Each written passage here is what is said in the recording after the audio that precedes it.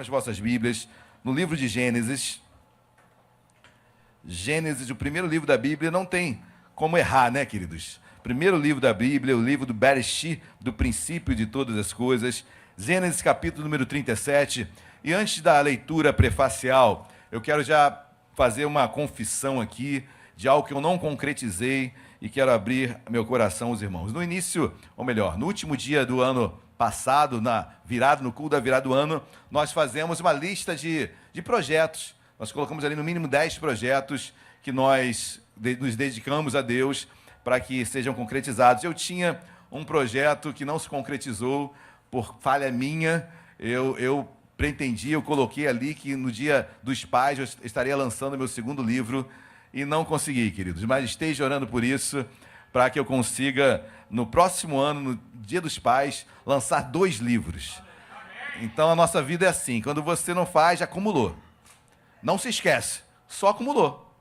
Então só mais serviço terá. Não engavete seus sonhos, amém? Eles só foram acumulados. Só foram acumulados e vai exigir, obviamente, de quem foi negligente, no caso eu, uma dedicação maior ainda, mas no intuito, eu tenho alguns exemplares ainda, dois exemplares só do meu primeiro livro, que é a Paternidade. Se você quiser adquirir nesse Dia dos Pais, só temos 2. Acho que tem um terceiro dentro da minha mochila também, mas é um excelente presente, onde eu medito sobre a passagem do filho pródigo. Então é uma mensagem abençoada. E o segundo livro seria, que eu já tenho meio que um embrião dele, que seria Preterição, que é um pouco que eu vou falar hoje aqui, mas muito en passant, porque eu não quero discorrer sobre tudo que eu desejo em breve colocar para os irmãos. E o terceiro livro, são 3 P's, né? Não é parceria pública-privada, não. Mas primeiro P, Paternidade, segundo Preterição e o terceiro Proteção. Então, uma trilogia com esses 3 P's. Então, agora acumularam 2 P's para o próximo dia dos Pais. E agora que eu falei para a igreja, a cobrança é imensa. A cobrança é imensa. Então, meu Deus, isso é bom porque nós nos sentimos mais autocobrados, mais ainda. Amém? Mas, Gênesis capítulo 37 é uma passagem muito conhecida. Eu, obviamente, não vou pregar o que eu vou escrever em livro, não daria nem tempo, mas eu vou pegar um pequeno trecho, um pequeno versículo, dentre outros que eu usarei para a confecção desse livro. Mas, Gênesis capítulo 37, versículo 1, quem achou, diga achei. Você que achou, por gentileza, em podendo, permaneça sentado. Só para quebrar o protocolo, de vez em quando é bom quebrar o protocolo, amém? Às vezes a religiosidade nos esfria, então a gente quebra o protocolo para dizer que não há nenhuma espiritualidade em ficar de pé, mas apenas um ato de decoro, um ato de uma reverência, de um momento principal das Escrituras, o momento da pregação da palavra. Porque se fosse honra, teríamos que passar o culto inteiro de pé, não é verdade? Porque estar no culto já é uma honra. Mas nós destacamos o se colocar de pé para a leitura inicial da ministração da palavra, num momento que é um momento singular da liturgia da igreja, e nós damos uma iluminação maior para esse momento, ok? Amém, queridos? Mas de pé, sentado, deitado, por favor, não deite, tá bom? Mas importante que você ouça a palavra de Deus. Gênesis capítulo 37, versículo 1 diz assim: habitou Jacó na terra das peregrinações de seu pai, na terra de Canaã. Esta é a história de Jacó. Tendo José 17 anos, apacentava os rebanhos com seus irmãos. Sendo ainda jovem, acompanhava os filhos de Bila e os filhos de Zilpa, mulheres de seu pai, e trazia mais notícias deles a seu pai. Ora, Israel amava mais a José que a todos os seus, porque era filho da sua velhice, e fez-lhe uma túnica talar de mangas compridas ou coloridas, conforme a tradução da sua Bíblia. Oremos. Deus amado, em nome de Jesus, nesta manhã nos colocamos mais uma vez diante de Ti, pedindo a Tua misericórdia, a Tua condução nesse culto. Deus, nesse momento da palavra, eu te peço, enquanto eu estiver pregando aqui, Deus, como nós temos falado como o Tiago falou, meu Pai, muito bem, desde a consagração, Tu tens falado sobre cura, Deus. Meio a todos os momentos que temos nos dedicado nesta manhã, hoje eu creio que seja uma manhã de cura, seja uma manhã de transformação, de libertação, dia dos pais, Senhor. Dia no qual nós, aqui na terra, enquanto pais, compartilhamos de uma natureza divina que é a paternidade. Obrigado, meu Pai, porque podemos chamá-lo Deus de Pai. E chamar Deus de Pai é um privilégio, Senhor, porque nós compartilhamos da tua natureza divina, a paternidade, também aqui na terra. Senhor, fala conosco, precisamos de ti, diante dessa família, a família de Jacó, uma família conturbada, uma família com defeitos, uma família igual à nossa. Deus, eu te peço em nome de Jesus, fala conosco, nos ensina, nos dirige naquilo que tu tens a falar separadamente, singularmente, a cada um de nós. Fala conosco, Deus, e usa-me, em nome de Jesus. Amém e amém. Amém, queridos. Glória a Deus. Todos conhecem a vida de José. Todos conhecem um pouquinho da história de Jacó. E como eu falei, queridos, essa história de Jacó é uma história muito rica. E ao me debruçar sobre esse capítulo 37 e outros capítulos, deu ensejo a começar um livro. Mas eu quero chamar a atenção, queridos, da vida desta família. Algumas pessoas falam sobre, principalmente a psicologia, fala sobre famílias disfuncionais. O que é uma família disfuncional? É uma família que não funciona muito bem, ok? Então, a pergunta que nos fazemos é, qual família funciona bem? Eu estou ainda procurando uma família que funcione totalmente bem. Ou seja, todas as famílias, crivo meu, tá bom, é disfuncional.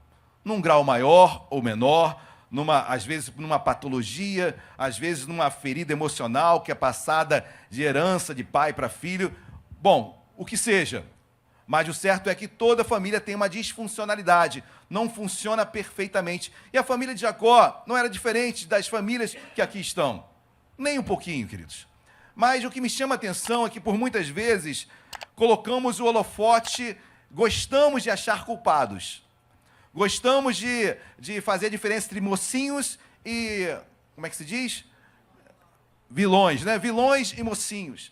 E nessa história da família de Jacó, numa primeira leitura, numa leitura ainda precária, numa leitura ainda, um nome bom para você guardar aí, perfunctória. Guarda esse nome aí que é bom, entendeu? Uma leitura perfunctória, ainda precoce, numa leitura ainda no começo, nós colocamos José como aquele homem, ou melhor, os irmãos de José como vilões. E o mocinho é José. É a primeira leitura que nós fazemos, como eu falei, perfunctória, inicial, sem se aprofundar, ainda no raso, essa leitura que nós fazemos sobre essa vida, sobre vilões, os irmãos, os 10, ou melhor, vamos botar 9, tirando Benjamim, os 9 irmãos de José, e o José é o mocinho. Nós sabemos da história, que esses irmãos de José tinham ciúmes muito forte de José. Os 9 irmãos chegaram a odiar José.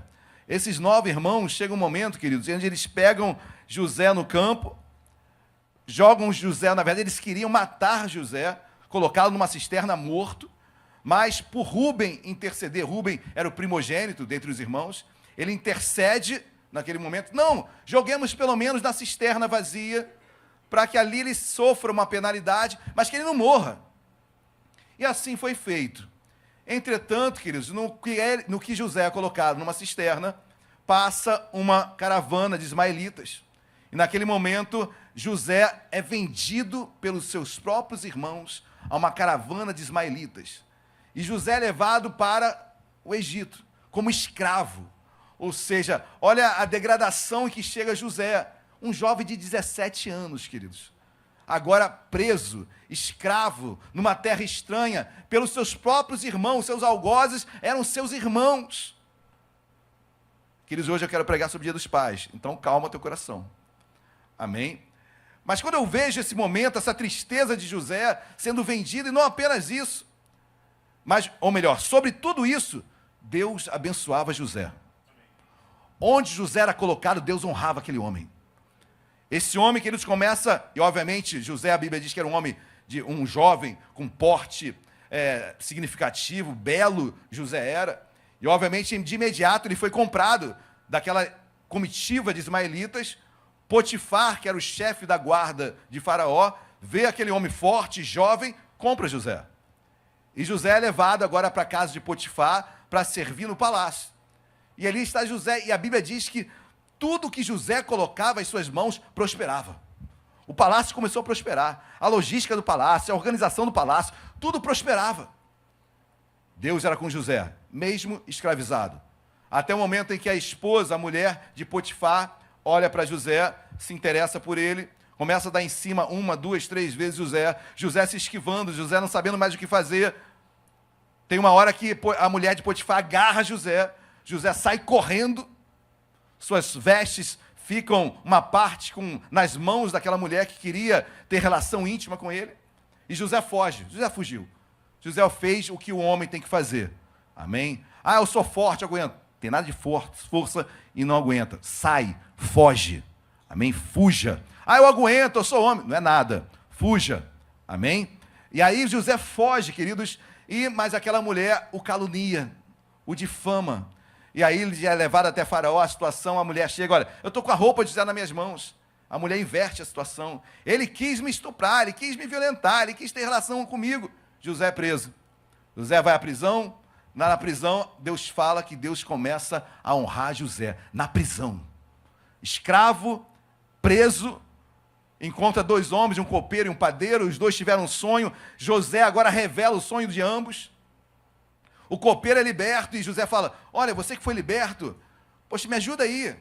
Eu te abençoei, eu revelei teu sonho. Quando você chegar até alguma autoridade, fala que existe um homem aqui na cadeia que interpreta sonhos. Vê se me ajuda aí de alguma forma para eu sair dessa prisão. O copeiro saiu. Se lembrou de José? Nada, né, queridos? Não se lembrou de José. Mas Faraó um dia tem um sonho. Faraó um dia tem um sonho. E esse sonho ninguém revelava.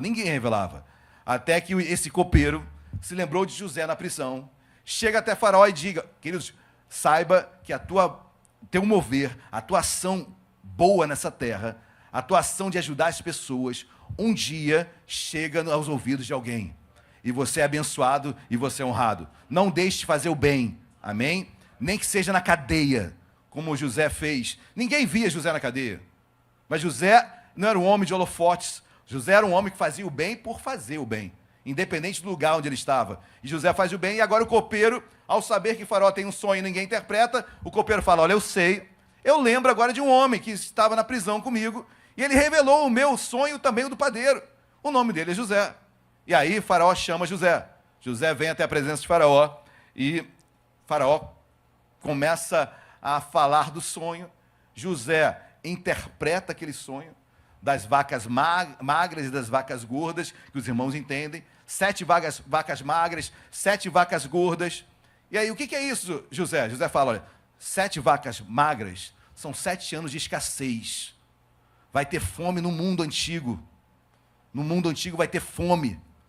Mas 7 vacas gordas é que vai ter prosperidade depois de 7 anos.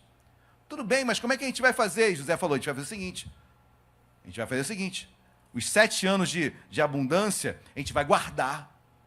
7 anos de vacas gordas, a gente vai guardar o alimento, cereal, vamos fazer um grande celeiro, vamos guardar, vamos fazer um grande estoque.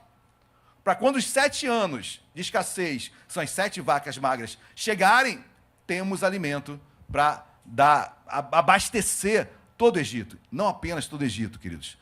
Todo o mundo antigo foi abastecido pelo Egito. Por causa de um homem chamado José. Com isso, José se torna o 2º homem do Egito, governador do Egito. Todo homem, toda mulher, a fome tomou todo aquele mundo antigo, e todos desciam ao Egito para pedir a bênção, ou melhor, o alimento de José, porque havia mantimento guardado por 7 anos, e a reserva estava ali. Amém, queridos? Glória a Deus. Deus abençoava José. Se tornou o 2º homem do Egito, abaixo apenas de Faraó. Deus foi com ele. Amém, meus amados? E aí eu começo a olhar essa história. Ah, pastor, agora eu tenho certeza. Quem é o vilão e o mocinho?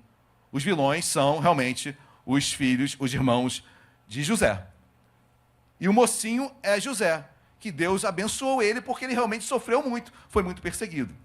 É uma leitura, repito, guarde, perfunctória. Inicial ainda.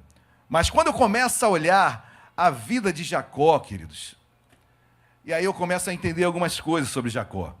Primeiro, Jacó, a Bíblia diz que amava mais José. Eu não consigo entender isso, um pai amando mais um filho em detrimento de outro. Eu não consigo imaginar isso. Existe temperamento de um filho que pode ser mais uma afinidade maior com o pai e com a mãe pelo temperamento. Ok? Isso pode existir. Na minha vida não existe. Mas pode até entender que uma afinidade maior de temperamento exista. Mas amar mais um filho em detrimento do outro, isso não entra na minha cabeça. E você começa a imaginar o que é um pai que realmente privilegiava, preteria os 11 e amava mais José. Você começa a entender o porquê, eu não estou querendo justificar, nem passar a mão na cabeça dos 9 que prenderam, que jogaram José numa cisterna, mas eu quero tentar o que os levou a cometer tamanho crime. Porque imagina você crescer ao lado de um irmão que é mais amado pelo seu pai, e você sendo preterido, você sendo colocado de lado. Eu fico imaginando o ódio, aí eu entendo os ciúmes que havia. Vocês estão entendendo que começa a aparecer um outro vilão na história? Que é Jacó.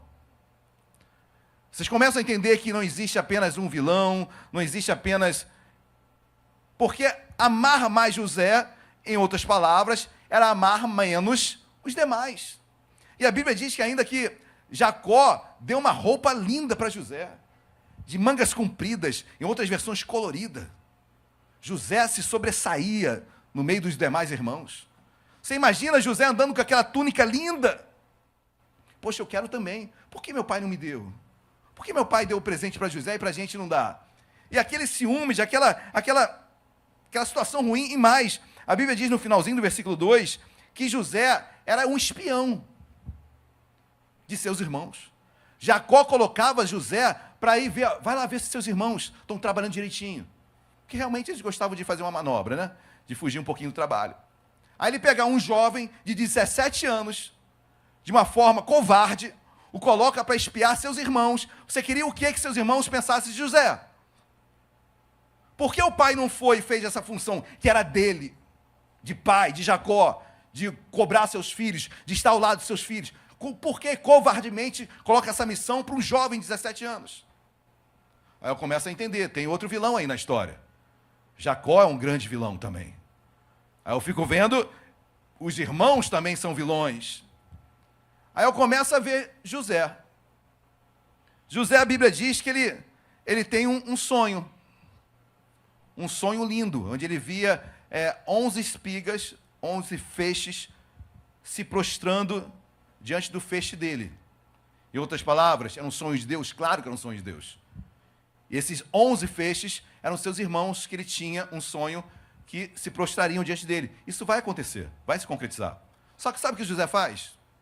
Típico de um filho mimado, super protegido pelo pai, porque José era um mimado. José era um privilegiado. José era aquele que o pai, entre aspas, não, de fato, amava mais. Era um mimadinho. Ele vai e conta um sonho, que é de Deus, guarda para você, camarada José. Mas José chega para os seus irmãos, sabe o que eu sonhei? Eu sonhei que vocês vão se prostrar diante de mim. E ele acha que com isso não vai ter nada. É um mimado, né? Um mimado que acha que não vai ser cobrado, que não vai ser perseguido. E ele acha que achava que podia falar o que fosse. A tal ponto que José chega, tive outro sonho. E o outro sonho é o seguinte: sol e lua se prostram diante de mim, e as estrelas também. Sol é você, papai. Jacó, você vai se prostrar diante de mim. Estrelas são meus irmãos que vão se prostrar também. Como você queria que os irmãos recebessem uma notícia dessa? Aí eu começo a entender que todos são vilões. Eu começo a entender, agora não é mais aquela leitura perfunctória, mas é uma leitura mais aprofundada, exauriente, uma mais profunda, onde eu entendo que todos são vilões. A família estava doente. É o que a gente chama de visão sistemática, né? Visão é sistêmica. A família é uma visão sistêmica. Não é um doente, são todos doentes. Todos precisam ser tratados. Numa família não existe um que está mal, são todos que precisam ser tratados. Claro que vai ter aquele que vai ter vai ligar a luz de emergência, mas a família estava doente, a família precisava ser tratada. Aí tem aquele que gosta de julgar e fala, não, pastor, para mim, o maior culpado é Jacó, porque ele começou tudo. Tem uma certa coerência, ele é o pai. Mas você sabe qual foi a história de Jacó? Você parou já um pouquinho para escutar a história do teu pai, antes de condená-lo? Você já parou para ouvir um pouquinho da história da sua mãe, de seu pai? Qual foi a base que ele teve dos seus avós? Você sabe a educação que eles receberam? Você soube da luta que eles passaram? Antes de você julgar seu pai, você já procurou saber o que ele passou? Jacó, queridos, quem eram os pais de Jacó? Isaac e Rebeca amava mais Jacó. Jacó era o queridinho da mamãe. Em detrimento, seu pai Isaac amava mais Esaú. Mas aqui está um Jacó que traz uma herança emocional de ser mimado, de preferir um filho em detrimento de outro. E o normal é replicar aquilo que eu recebo. E às vezes julgamos um pai, meu pai fez isso, fez aquilo. Já parou por um minuto para sentar com teu pai e saber como foi a criação dele? Como ele pode dar algo que ele não recebeu? A gente só consegue dar o que não recebemos quando Deus intervém em nossas vidas. Quando Deus intervém, queridos, você consegue dar o que não recebeu. Você dá até melhor do que você não recebeu.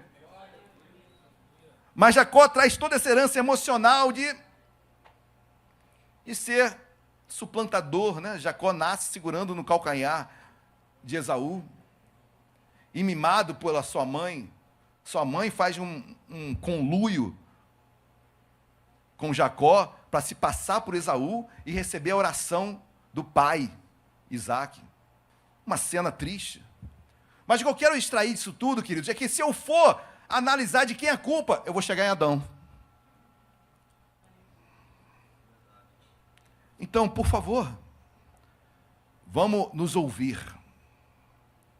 Vamos nos ouvir. Ouça seu pai. Saiba como foi a vida dele.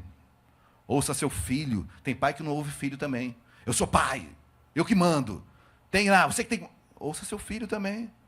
Você sabe o que ele passou? Ou seja, nessa história toda, queridos, na verdade, não existe vilões.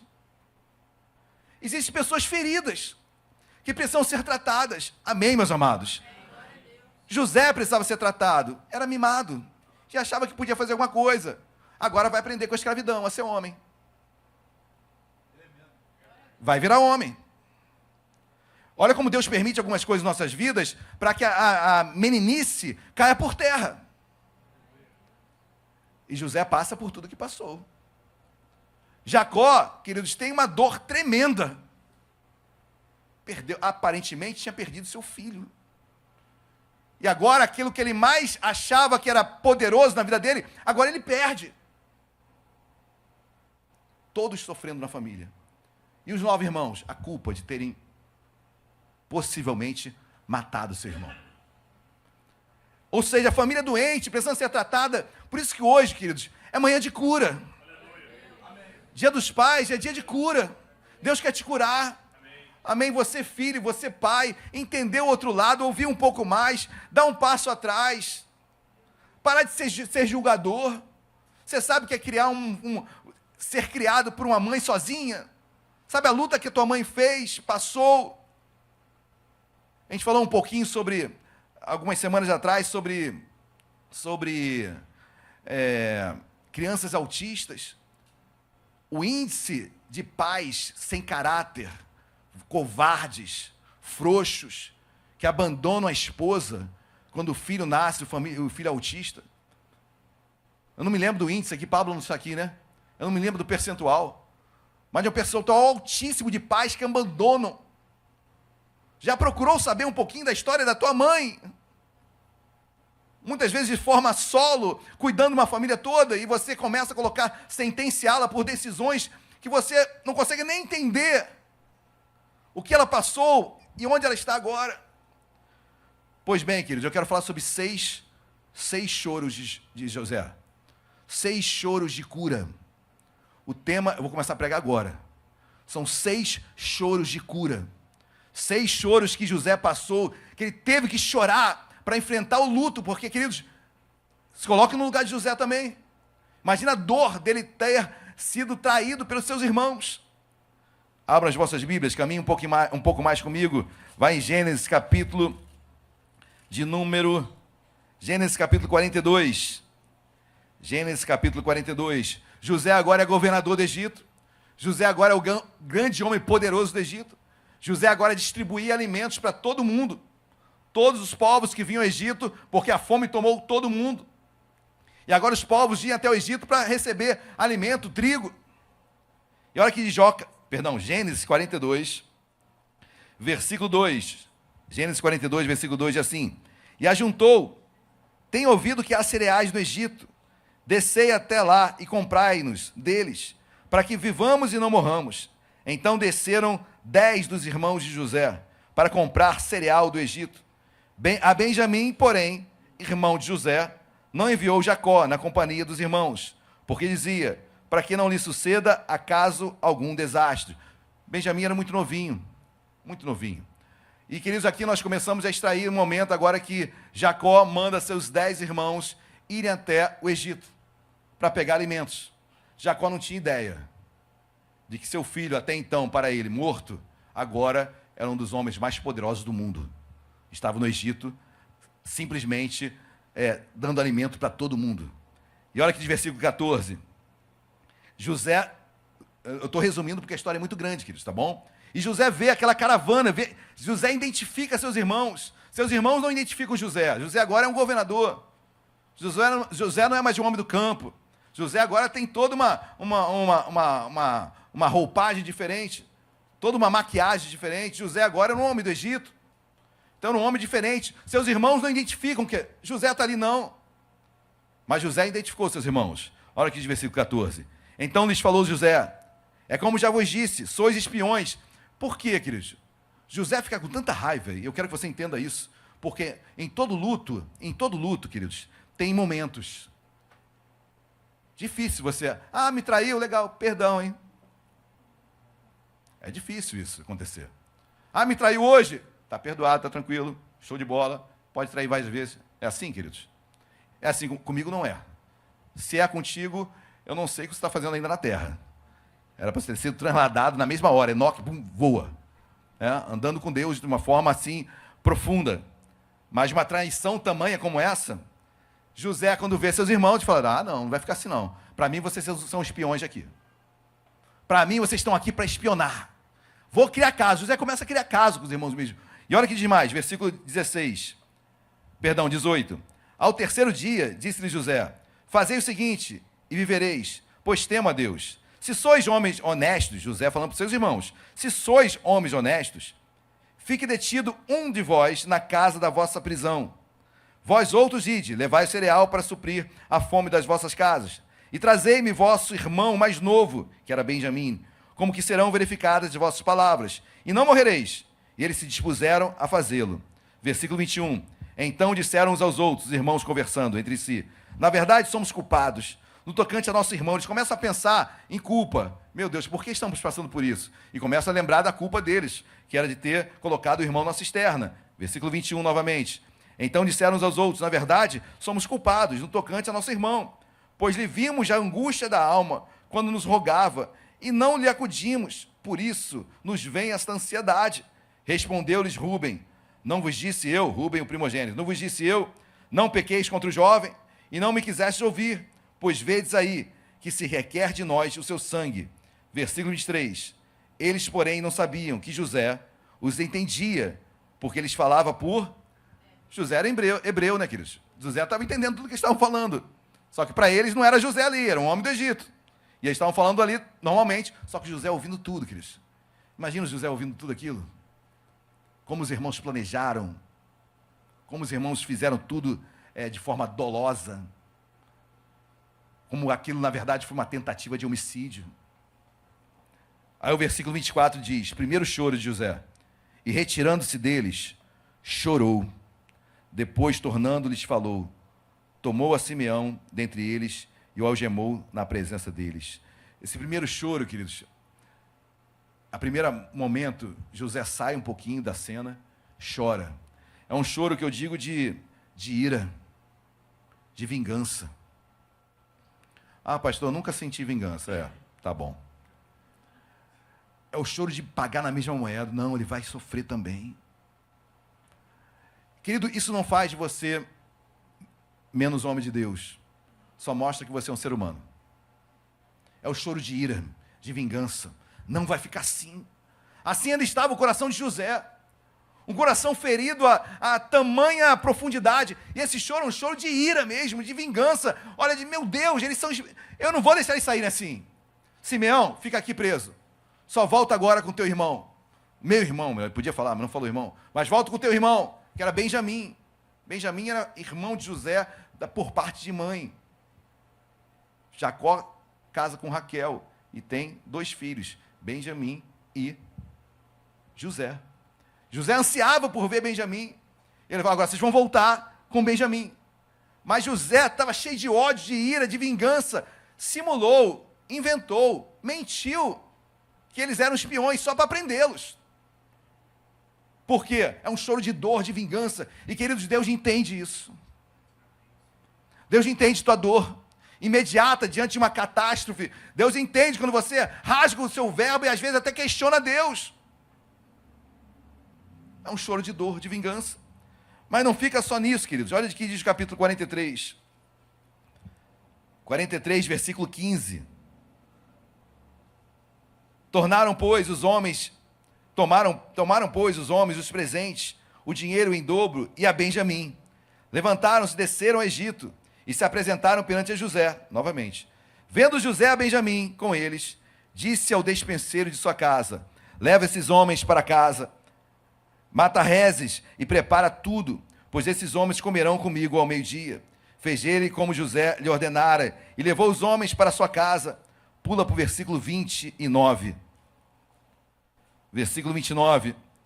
Levantando José os olhos, viu a Benjamim, seu irmão, filho de sua mãe, e disse, é este o vosso irmão mais novo, de quem me falastes? E acrescentou, Deus te conceda graça, meu filho. José se apressou e procurou onde? Chorar, porque se movera no seu íntimo para com seu irmão, entrou na câmara e chorou ali. Que choro é esse, queridos? Choro de muita dor, né? Choro de lembranças. Choro de tempo perdido. Anos se passaram e José agora vê Benjamim já maior, já um adolescente. E aquele choro é um choro de tempo, perdi tempo. Quanto tempo eu perdi? Olha meu irmão como cresceu. Eu podia estar ao lado dele esse tempo todo. Choro de dor, de tristeza, choro de lembranças, de tempo perdido. Que nesse dia dos pais, assim, para muitos é um dia feliz, para outros não é não. Mas eu quero pregar sobre cura nesta manhã, amém? Mas não quero desprezar o teu choro. Podia ter aproveitado mais, podia ter tido mais tempo com ele. Talvez ainda haja tempo, talvez não tenha mais tempo. Mas eu sei que esse segundo choro de José é um choro de dor, de lembrança, de tempo perdido. E José chora, vai até um lugar mais isolado, ele entra na câmara e chora ali. Segundo choro de José, diante do luto que ele vivia. Choro de dor, de lembranças, de tempo perdido. Quem está entendendo, diga amém. Eu quero, enquanto estou pregando aqui, queridos, que você olhe para a sua casa, olhe para a sua família, olhe para o seu filho, olhe para o seu pai, olhe para a sua mãe. Amém? Olha o que você pode ainda fazer no dia que se chama hoje. Amém? Capítulo 45, versículo 2. Versículo 2 assim, já começa com choro. E levantou a voz em choro, de maneira que os egípcios o ouviam e também a casa de Faraó. Queridos, aqui é um choro em alta voz. Aqui é um choro de desespero. A Bíblia diz que o choro de José ouviam toda a casa dos egípcios e a casa de Faraó toda ouvia o choro de José. E José chorando, chorando, chorando. E versículo 3 diz assim, porque agora ele encontra os irmãos. E agora ele vai se revelar que ele era José. Olha aqui de versículo 3. E disse a seus irmãos, eu sou, vive ainda meu pai? E seus irmãos não lhe puderam responder, porque ficaram atemorizados perante ele. Disse José a seus irmãos, agora chegai-vos a mim. E chegaram-se. Então disse, eu sou José, vosso irmão, a quem vendestes para o Egito. Agora, pois, não vos... Olha que lindo, queridos. Ele fala para os irmãos, seus algozes, olha, não fiquem tristes. Era ele que devia estar triste. Mas ele olha agora para os seus irmãos com um olhar de perdão e diz, versículo 5 novamente, agora, pois, não vos entristeçais, nem vos irriteis contra vós mesmos, por me haverdes vendido para aqui. Porque, para a conservação da vida, Deus me enviou adiante de vós. E o texto continua, versículo 6, porque já houve 2 anos de fome na terra, e ainda restam 5 anos, em que não haverá lavoura nem colheita. Deus me enviou adiante de vós, para conservar a vossa sucessão na terra, e para vos preservar vida para um grande livramento. Versículo 8, grave versículo 8. Assim, não fostes vós que me enviastes para cá, e sim Deus, que me pôs por pai de Faraó, e senhor de toda a sua casa, e como governador em toda a terra do Egito. Apressai-vos, subi a meu pai, e dizei-lhe, assim manda dizer teu filho José, Deus me pôs por senhor em toda a terra do Egito, desce a mim, não te demores. Esse choro, queridos, quando eu vejo esse choro, ele não acusa os seus irmãos, e fala, calma, eu sei o peso que tem no coração de vocês, eu sei a culpa que há no coração de vocês. Esse coração, queridos, é um coração que já chorou odiando, é um coração que já chorou de tempo perdido, agora é um coração que chora, um choro de libertação, de perdão, é um choro de libertação, de tirar aquele peso sobre ele e tirar o peso dos seus irmãos. É um choro de entender que Deus estava no controle de tudo. Por mais difícil que seja entender o cenário e a história, queridos, saiba que Deus nunca se ausentou disso. Nunca esteve alheio ao que você está passando, jamais, jamais. Sempre esteve atento ao teu andar, aos teus sofrimentos. E agora José olha para aquela situação, olha, não vos entristeçais, não vos irriteis. Deus permitiu que isso acontecesse na minha vida por amor a vocês. Olha só, queridos. Só quem tem uma visão de Deus consegue perdoar. Só quem tem uma comunhão tamanha com Deus consegue ser liberto. É um choro de libertação. Nesta manhã, queridos, eu creio que seja manhã de libertação. Pastor, o senhor não sabe o que meu pai fez, o senhor não sabe o que a minha mãe fez. Não sei mesmo, mas eu sei o que Deus fez por ti. Eu sei o que Deus fez por José. Eu sei que Deus está no controle da sua vida. Amém, meus amados? E aquele choro de José agora é um choro de libertação. Ele consegue, primeiro, ele consegue falar, sou eu. Ele tira, entre aspas, a máscara. Porque até então, ele não dissera que era José. Mas agora a libertação, esse choro de cura, faz com que eu mostre quem eu sou. Tira a máscara, varão. Tira a máscara, mulher. Mostra quem você é. Em nome de Jesus. Choro de libertação. Choro de quem acaba o culto, liga para o pai, pai, perdão. Por quê, filho? Não, estou te pedindo perdão. Choro de um pai que acabar o culto hoje, vai ligar para o seu filho, para a sua esposa, seu amigo, sei lá quem for, e vai pedir perdão. Por quê? Porque vai pedir perdão. Sabe que é libertador para ele. Choro que liberta, que cura a minha vida. Não vou levar mais esse peso. Pai, perdão. Filho, perdão. Mãe, perdão. Meu amigo, perdão. Amém, meus amados. Choro de cura, de libertação. Mas o versículo 10 diz assim, ó. Eu estou no terceiro choro. Versículo 10 diz assim: habitarás na terra de Gósen, estarás perto de mim, tu e teus filhos, os filhos de teus filhos, os teus rebanhos, o teu gado e tudo quanto tens. Aí te sustentarei. Isso é José falando para sua família. Porque ainda haverá 5 anos de fome, para que não te empobreças, tu e tua casa, e tudo que tens. Eis que vedes por vós mesmos, e meu irmão Benjamim vê também, que sou eu mesmo quem vos fala, sou eu mesmo. Anunciai a meu pai toda a minha glória no Egito, e tudo o que tendes visto, apressai-vos e fazei descer meu pai para aqui. E José ansiando, eu quero meu pai aqui. Eu quero meu pai aqui. O pai pensando que José tinha morrido. Versículo 14. E lançando-se ao pescoço de Benjamim, seu irmão por parte de mãe, seu irmão chorou. José novamente chora. E abraçado com ele, chorou também. Para mim esse quarto choro, choro de restituição. Meu irmão, de volta. Choro de algo que retorna para você. A minha oração, que seja um momento também, um dia de restituição na tua vida. Um choro que traz de volta algo que se perdeu com o tempo. Talvez aquele contato, aquele abraço, aquele beijo, aquela conversa. Que haja restituição na tua vida. Um tempo que foi perdido, Deus restitui. Pastor, mas e ele que se foi, e ela que se foi, como vai ser restituído? Eu tenho um pai, você tem um pai celestial que guarda a tua vida. Ele supre as suas necessidades, em nome de Jesus. Ele é restituição na tua vida. Amém, meus amados? Esse quarto choro é um choro de alegria, de restituição. Ele abraça Benjamim. Obrigado porque Benjamim voltou, meu irmão voltou. Obrigado porque o tempo que eu perdi, eu posso recuperar. Amém, meus amados? Glória a Deus. Vamos para o quinto choro. Eu tenho que adiantar um pouquinho. Gênesis capítulo 46, versículo 29. José ansiando por ver seu pai. Você consegue, queridos, a Bíblia só vai ter razão na tua vida se você se enxergar lá dentro dela.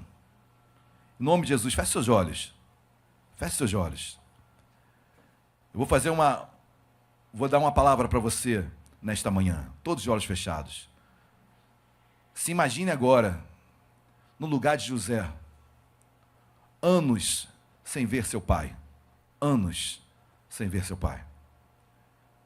Talvez pensando que o pai tenha errado em algo, ferido agora pelos seus irmãos, e agora ele está vendo seu pai chegando. Abra os seus olhos. Se imagine lá, queridos. Versículo 28. Jacó enviou Judá adiante de si, a José, para que soubesse encaminhá-lo a Gósen. E chegaram à terra de Gósen. Então José aprontou seu carro e subiu ao encontro de Israel, Jacó, seu pai, a Gósen. Apresentou-se, lançou-se-lhe ao pescoço e chorou assim longo. José abraça seu pai, chora. A Bíblia diz que foi um choro de longo tempo. Eu não sei quantos minutos, talvez horas, mas eu só sei que José abraça seu pai e começa a chorar. Queridos, para mim, esse quinto choro é um choro de oportunidade. Senhor, obrigado porque eu estou vivo para ver meu pai vivo. Senhor, obrigado por essa oportunidade de ainda poder fazer algo. Queridos, se seu pai está vivo, se a sua mãe está viva, se seu filho está vivo, aproveita a oportunidade. Não deixe para amanhã. José agora chora porque eu tive a oportunidade de reencontrar meu pai. Parece que tudo estava perdido, mas Deus permitiu que eu o reencontrasse. E ele chora por longo tempo ali, um choro de obrigado, Senhor. Porque eu posso construir de novo o tempo que eu perdi. Eu posso ter um tempo agora com meu pai que eu pensava que nunca mais teria. Amém, queridos? Olha o que Deus faz, olha a oportunidade que Deus está te dando. Repito, pastor, eu estou aqui, mas meu pai não está mais. Queridos, Deus está te dando uma oportunidade hoje. Você vai entender o final da pregação. Para você entender que um legado tem de Deus, Pai, para a sua vida. Não pare, não desista. Amém? Saiba que Deus tem uma nova história com você. Amém ou não amém? Choro de oportunidade. Sexto e último choro, perdão pelo meu acelerar na pregação, queridos. Abram as suas Bíblias. Gênesis capítulo 50. Gênesis 50, versículo 1. Quem achou, diga amém. Então, José se lançou sobre o rosto de seu pai e chorou sobre ele. E seu pai morre. Seu pai falece. E José o abraça, o beija. Choro de saudade, né, queridos? Choro de saudade. Como eu falei, nem todos têm ainda a oportunidade de ter um pai vivo ao lado. E é um momento de saudade. Dia dos Pais é um momento de saudade também. E é lícito você chorar. É lícito você falar, tenho saudade. Tenho saudade. Tenho saudade. É lícito. Querido, eu falo assim com muita liberdade e podem bater em mim, não tem problema não. Às vezes eu fico vendo, é claro que existem pessoas e pessoas, às vezes eu estive agora no enterro de no enterro da mãe, foi da avó, né, da Juliana, e andando ali pelo cemitério, você vê as pessoas muito desesperadas, né? Anos se passaram da morte de alguém, e alguns estão ali realmente conversando, pensando que está conseguindo conversar com os mortos. Eu sei que isso é tudo errado, antibíblico. Mas às vezes eu entendo algumas pessoas sentarem ali e ficarem passando o tempo ali. Às vezes não está fazendo nada, não crê naquilo, não sabe que a pessoa não está ali. Mas é um momento de saudade. E é um momento onde ela consegue ficar ali. Eu sinceramente, não critico essas pessoas. Não critico. Cada um com a sua dor. Amém? Mas eu sei que esse choro de José é o choro de perdi meu pai agora. Saudade. E talvez você esteja hoje aqui com essa saudade que é lícita ter. Tenha mesmo, chore mesmo. Quebrante seu coração. Amém? Você tem saudade porque foi um tempo bom. Tempo bom. Tempo que Deus te proporcionou para você com seu pai. E glória a Deus por isso. Amém? Hoje você abençoa teus filhos. Hoje os filhos dos teus filhos são abençoados. Tem a voz aqui. Amém, queridos? Glória a Deus. Mas antes, e para encerrar, antes de Jacó morrer, ele entrega uma palavra para José. Eu quero que você receba essa palavra para a sua vida nesta manhã. Amém? Pastor, meu pai faleceu. Receba essa palavra de Deus para a sua vida agora. Amém? Antes de Jacó morrer, ele entrega uma profecia para José. Receba essa profecia para a sua vida hoje. Amém? Gênesis capítulo 49, versículo 1. Gênesis 49, versículo 1. Eu quero chamar os irmãos do louvor. Gênesis 49, versículo 1 diz assim: Depois chamou Jacó a seus filhos e disse: Ajuntai-vos, eu vos farei saber o que vos há de acontecer nos dias vindouros, futuros.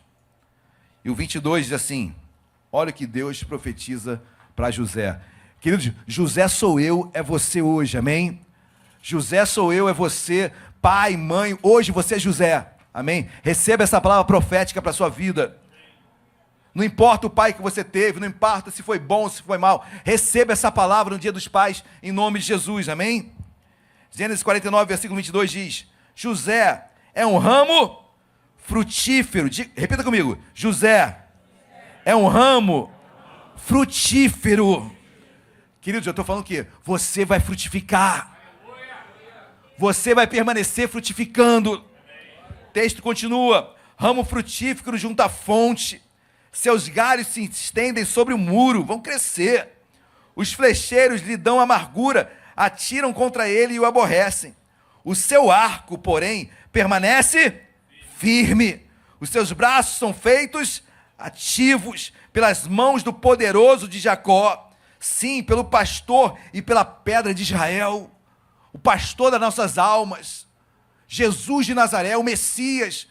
Amém? Aquele que governa, aquele que luta por ti. Versículo 25. Receba aí. Pelo poderoso Deus, teu Pai, o qual te ajudará, queridos, e pelo Todo-Poderoso, o qual te abençoará, com bênçãos dos altos céus, com bênçãos das profundezas, com bênçãos dos seios de da madre. Versículo 26. As bênçãos de teu Pai excederão as bênçãos de meus pais. Olha que lindo, queridos. Olha o que, preste atenção com mais profundidade, olha o que Jacó está falando aqui, profetizando para José. As bênçãos de teu pai, as minhas bênçãos, excederão as bênçãos dos meus pais. Ou seja, o que eu recebi, o que eu estou dando para você, é mais do que eu recebi. Que Jacó estava falando assim, olha, eu não recebi tanto, mas o que eu estou dando para vocês é mais do que eu recebi. Nos últimos dias de vida, Jacó reconhece tudo isso, a sua história, a sua bagagem de vida, e fala, olha, José, o que eu estou dando para você, eu profetizo mais do que eu recebi. Que eles somos pais, o que eu quero para os meus filhos é mais do que eu recebi. O que eu quero profetizar para os meus filhos é mais do que eu recebi. Muito mais, muito. Que meus filhos sejam frutíferos muito mais do que eu, que os seus sejam muito mais do que você. Essa é a oração final de um pai que está às portas da morte. Vou ler novamente o 26. As bênçãos de teu pai excederão as bênçãos de meus pais. Até o cimo dos montes eternos estejam elas sobre a cabeça de José, e sobre o alto da cabeça do que foi distinguido entre seus irmãos. Vamos colocar de pé. Eu não sei em que choro você está, queridos. Eu não sei em que choro você está, mas eu sei que vale a pena chorar aos pés de Jesus. Vale a pena chorar aos pés de Jesus. Nosso Pai Celestial aqui está. Tem promessas para a sua vida. E hoje é um dia novo para você. Um dia dos pais diferente para você.